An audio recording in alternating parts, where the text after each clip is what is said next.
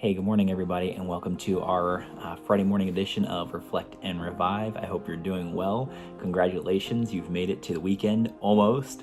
That just means we're one day closer to Sunday, one day closer to getting to worship together and getting to see each other, and I'm excited and looking forward to that.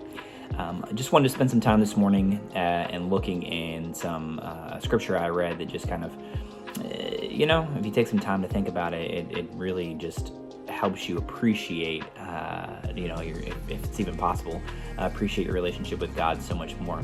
But in Mark chapter 1 and verse 35, it says this. It says, "Very early in the morning, while it was still dark, Jesus got up, left the house, and went off to a solitary place where he prayed." And what's crazy about this is that you can just think about stuff like that. The creator of the universe, wants to spend time with us. Okay, God is without limits in every single way that we can imagine. He doesn't need anything from anyone. He doesn't need anything from you. He doesn't need anything from me. But he still wants to spend time with us. How great is that? Sometimes we get those calls from our friends who, they reach out to us whenever they need something, or like, "Hey, how are you doing? Oh, I just want to check in on you. Oh, glad you're doing well. Also, while I got you here, can you do something for me?" It's not that that's a bad thing, or that it means that your relationship is conditional or anything like that. But just thinking about how God doesn't need anything from anyone. However, because of his love for you and because of his love for me, he calls us into a relationship with him. When I remember that essential and just really elementary truth, I learned that whenever I was a kid.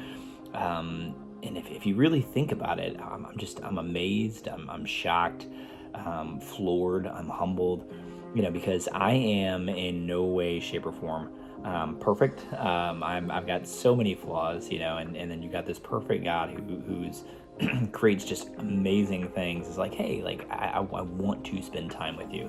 It's just something we can very easily just take it for granted and be like, oh yeah, I know, I've heard it my whole life.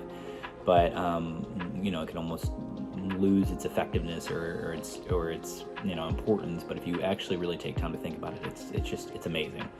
And it made me think about this, where time with God is an appointment worth keeping. Okay, because if you're going to a job interview, for example, I remember I had a job interview in January of last year, and whenever I went, I made sure I was prepared. I made sure that I prepared myself for different questions they may ask, and I wasn't tired. I made sure I got plenty of sleep the night before. I was focused. Made sure I wasn't easily distracted during the interview. And I'm just locked in. Okay, laser focused. And I feel like we'd all do that, where you're fully ready or prepared, and make sure that you weren't interrupted. You wouldn't rush the interview or hoped that it ended. And I think that our time with God ought to have that same kind of priority. It needs to be the same. Okay. So when you're in this different season, or in this time where maybe your relationship with God isn't quite what it used to be, or maybe you haven't spent as much time in prayer, or maybe just haven't spent as much time getting closer to God, just have this mind shift of if God is ranked number one in our lives, then time with God should be one of the most important things that we can do. God deserves our best and not our leftovers. A lot of times whenever I'm driving for work, sometimes I can drive anywhere up to 4 or 5 hours a day, maybe sometimes 6, but if nothing else, I typically drive at least 25 to 30 minutes in the morning, and listening to some worship music, or even just listening to a sermon, listening to the Bible being read back, or just different things, so I can prepare my mind and get myself ready for the day, and not come back and whenever the day is done, just like, all right, God, well, thanks for today. Okay, amen.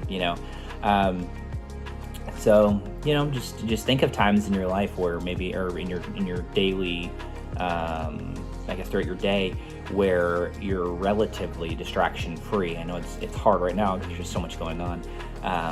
But it says in that verse that Jesus, it was very intentional. He got up in the morning. He went off to this solitary place. Made sure that he would be alone. Made sure there would be no distractions. And so just so he could spend time with God without the distraction of the crowds.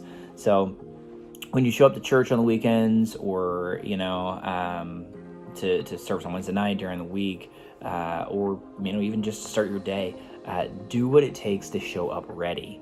All right, that'd be my encouragement for the day. Make sure your heart is positioned to give thanks to God, and not to just speak, but to be silent. That's what I learned now is one of the hardest things to do in prayer is to stop talking and to actually listen and let God speak to you. So just think about these couple things. When are you at your best? When, what hurdles do you have to overcome in order to be ready to worship? If you think about, that question of when you're at your best, because it's whenever I'm closest to God, or whenever my relationship with God is on point, is whenever I'm going to be the best version of myself. It's when I'm going to be the best, the best husband, the best, youth pastor, the best friend, the best worker, the best everything. I'm bringing the best version of myself. And I want to be that and overcome those hurdles in order to worship with other believers, because I want to worship with people when I'm at my best. And I know that takes some time getting my mind, my heart ready before God.